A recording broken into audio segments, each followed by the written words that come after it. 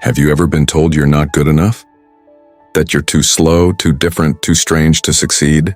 What if I told you that one of the greatest minds in history, a man whose ideas literally bent space and time, once heard those exact same words? This is the story of Albert Einstein, but it's not the story you've read in textbooks. It's not just about MC2 or the theory of relativity. It's about the power of a simple force, something we are all born with, but too often lose as we grow older. That force is curiosity.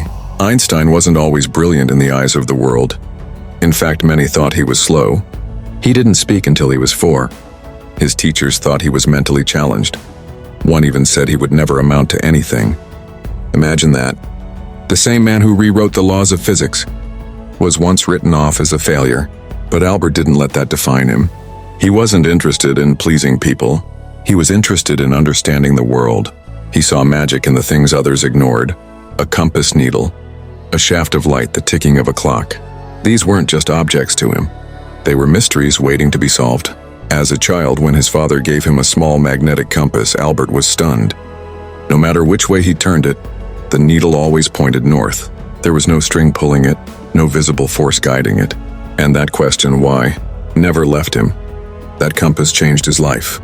Because it wasn't just a tool. It was a spark that lit a fire of curiosity so fierce, it would burn for the rest of his life. While other children memorized answers, Albert chased questions. Why does light behave the way it does? What is time, really? Is the universe infinite? Can energy become mass? He didn't just accept the world as it was, he imagined how it could be. But his journey wasn't smooth. After school, he couldn't find a job. No university wanted him. For years, he worked as a clerk in a patent office, reading other people's inventions, while scribbling his theories in the margins of paper. He had no lab, no team, no fancy degree, just a notebook, a pen, and a hunger to understand the universe. And then in 1905, something unbelievable happened. In a single year, what scientists now call his miracle year, Einstein published 4 papers that shook the world. 4 ideas that transformed how we understand everything, from atoms to the speed of light. And just like that, the quiet clerk from Switzerland became the voice of a new age. But through it all, Einstein stayed grounded. He never craved fame. He never claimed to be special. He always said, "I have no special talents. I am only passionately curious." That line is everything, because we live in a world obsessed with success, with results, with proving how smart or strong or talented we are. But Einstein's life reminds us, you don't need to be the smartest. You don't need to have it all figured out. You just need to stay curious, because curiosity fuels learning. Learning fuels imagination, and imagination, that's the beginning of greatness. Einstein didn't follow a path. He created one with questions, and so can you. So when you feel misunderstood, when people don't see your potential, when your path doesn't make sense to anyone else, remember Albert Einstein. Remember the little boy who stared at a compass and saw the secrets of the universe. Remember the young man rejected by every institution who still changed the world. Remember that curiosity, your curiosity, is not a distraction. It's your power. Because in the end, it wasn't just Einstein's brain that changed the world. It was his heart, his wonder, his refusal to stop asking why. This is not just the story of a scientist. It's the story of a mindset. A reminder that behind every breakthrough, behind every discovery, behind every success, is someone who dared to wonder. In the small town of Ulm, Germany, on March 14, 1879, a baby boy was born to Hermann and Pauline Einstein. His name was Albert. From the very beginning, Albert wasn't like other children. He was quiet, observant, and often lost in thought. His parents worried. He hardly spoke a word until he was 4 years old. Some even thought he might never learn to speak properly. But what Albert lacked in early speech, he made up for in something far more powerful: curiosity. Even as a toddler, Albert would stare at the world around him with wonder. The ticking of a clock fascinated him. The movement of the stars left him spellbound. And when his father showed him a compass, young Albert was hooked. The needle pointed north no matter how he turned it. Why, how? He had to know. That compass, seemingly simple and small, ignited a fire within him. Albert later described it as the first moment he realized that something deeply hidden had to be behind things. The moment was the beginning of a lifelong pursuit, a quest to understand the mysteries of the universe. Albert's early school years were not easy. He didn't enjoy rote memorization, and he often clashed with his teachers. They expected obedience, not questions. But Albert was full of questions, always asking why and how, which made him seem rebellious or even lazy. One teacher famously told him, "You will never amount to anything."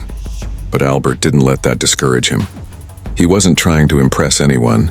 He was trying to understand. While others memorized facts, he wanted to know the reasons behind them. His mind was already working in patterns, imagining how time and space could behave, and wondering what light really was. He found solace in books. Science and mathematics gave his imagination room to breathe. He devoured the works of great thinkers like Euclid and Kant. His curiosity was like a compass, always pointing him forward, even when others doubted him.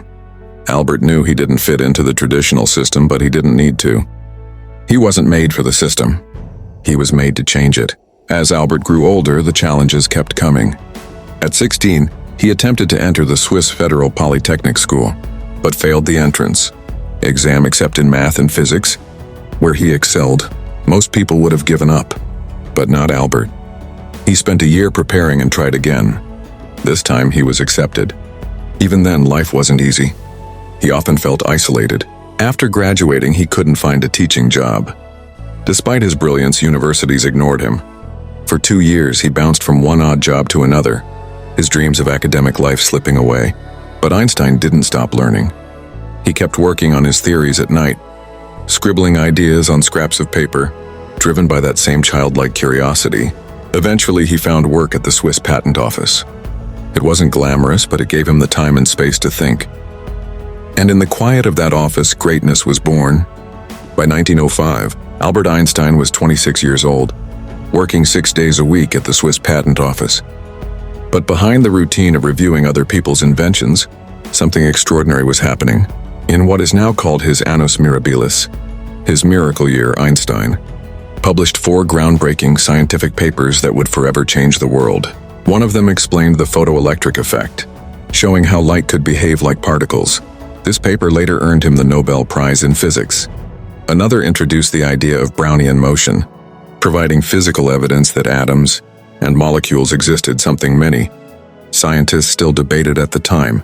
The third explored special relativity, proposing that time and space weren't fixed, but could change depending on how fast you were moving. And the fourth gave the world one of the most famous equations in history, Cursor MC2, energy equals mass times the speed of light squared. All this in 1 year. Einstein didn't have a university position. He wasn't a professor. He was a clerk with a notebook and an unstoppable mind fueled by pure curiosity. That year proved something incredible. You don't need titles or permission to change the world, only passion, persistence, and the courage to question everything. After his miraculous year, Einstein's name slowly began to circulate through the scientific world. At first, many didn't understand his work. It was too radical, too ahead of its time. But those who did see its brilliance began to champion him. By 1909, Einstein left the patent office and began his academic career. Within a few years, he became a professor and gave lectures across Europe. Scientists and students packed halls just to hear him speak. Still, despite growing fame, Einstein remained humble. He didn't care much for fancy clothes, titles, or fame. What mattered most was the pursuit of truth. He once said, "I have no special talents. I'm only passionately curious." That curiosity continued to lead him into deeper questions about the nature of gravity, time, and the fabric of the universe itself. Even when he made mistakes, as all great thinkers do, Einstein saw them not as failures, but as lessons. His curiosity wasn't about being right. It was about discovering something real. And as the world around him changed through wars, shifting politics, and technological revolutions, Einstein kept asking his favorite question, why? Einstein wasn't satisfied with just one major breakthrough.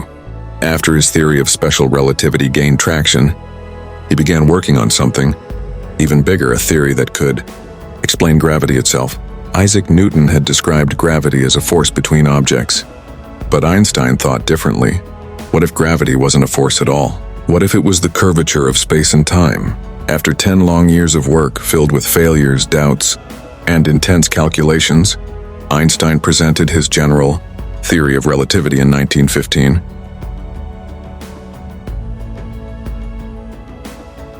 The theory was revolutionary. It proposed that massive objects like stars and planets bend the space around them, much like a heavy ball on a rubber sheet. In 1919, during a solar eclipse, astronomers observed light from distant stars, bending around the sun exactly as Einstein had predicted. The news stunned the world. Overnight, Einstein became a global icon.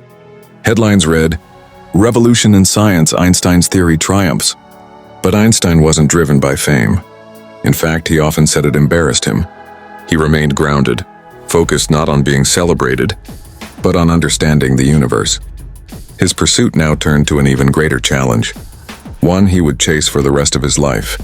Finding a unified field theory, a way to explain all the forces of nature under one grand framework. As Einstein's fame soared, so did the chaos of the world around him. The 20th century was marked by war, division, and technological upheaval. But Einstein didn't retreat into the safety of his equations. He used his voice, his platform, for something even bigger than science: peace and humanity. Born into a Jewish family, Einstein saw the rise of Nazism in Germany with deep concern. As Hitler gained power, Einstein spoke out boldly against fascism and anti-Semitism. Even as the risks grew, in 1933, with his safety in question, Einstein left Germany and moved to the United States. He accepted a position at the Institute for Advanced Study in Princeton, New Jersey, a place that would become his home for the rest of his life. Even in exile, he never stopped advocating for justice. He supported civil rights, spoke against racism, and aligned himself with movements promoting human dignity and freedom. But his most difficult moral dilemma came during World War II. Though a pacifist at heart, Einstein wrote a letter to President Franklin D. Roosevelt, warning that Nazi Germany might be developing an atomic bomb. That letter helped launch the Manhattan Project. Later, Einstein would say it was the one decision he regretted deeply.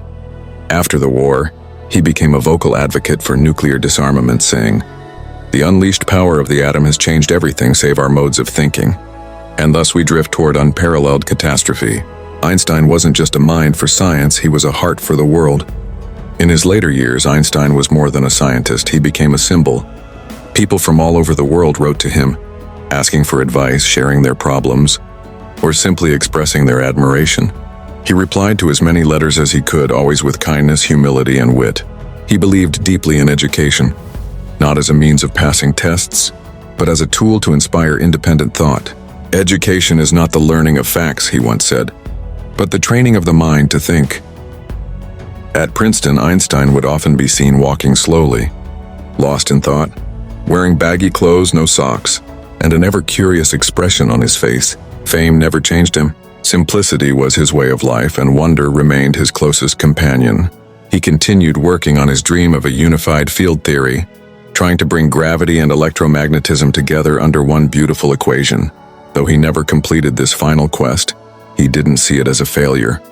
To him, the search itself was sacred. His legacy wasn't just in what he discovered, it was in how he lived. Einstein taught the world that curiosity is not childish, it is divine. That wonder isn't weakness, it is the birthplace of wisdom. By the 1950s, Albert Einstein was no longer just a scientist, he had become a philosopher, a humanitarian, and an icon of intellect. But despite all the accolades and the awe he inspired, he remained grounded, always emphasizing human values over intellectual accomplishments. He warned the world of blind nationalism, unchecked technology, and the dangers of losing our moral compass. He believed that science and spirituality could coexist, not as opposing forces, but as partners in the search for truth. He said, "Science without religion is lame, religion without science is blind." Einstein's curiosity extended beyond physics. He pondered music, ethics, love, even the mystery of existence. He once described himself not as a genius, but as a passionate child with a big question. He continued to write letters, give interviews, and speak out for world peace, racial equality, and global cooperation. His simple words often carried deep truths. Imagination is more important than knowledge. A person who never made a mistake never tried anything new. Try not to become a man of success, but rather try to become a man of value. Even as his health began to decline, Einstein never stopped thinking. His mind remained restless, alive, always reaching, always wondering. On April 18, 1955, Albert Einstein passed away. But his light, like the stars he loved, never faded. Albert Einstein left behind no massive empire, no fortune, no monument of marble. What he gave to the world was far greater, a way of seeing. A legacy not built on possessions, but on possibility. He showed us that the universe is not a cold, mechanical place, but a beautiful, mysterious web of forces we can begin to understand if we dare to ask questions. He taught us that curiosity isn't a trait to grow out of, it's a gift to grow into. Einstein's discoveries reshaped science, but his spirit reshaped how we think. His life reminded us that you don't need to be perfect, privileged, or popular to make an impact. You just need the courage to wonder deeply, explore relentlessly, and speak honestly.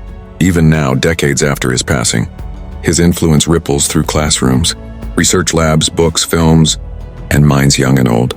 His image, wild hair, thoughtful eyes, has become a symbol not just of intelligence, but of imagination and humility. Einstein proved that the most powerful force in the universe might not be gravity or light, it might just be curiosity. Because when we remain curious, we never stop learning. When we never stop learning, we never stop growing. And when we never stop growing, we can change the world.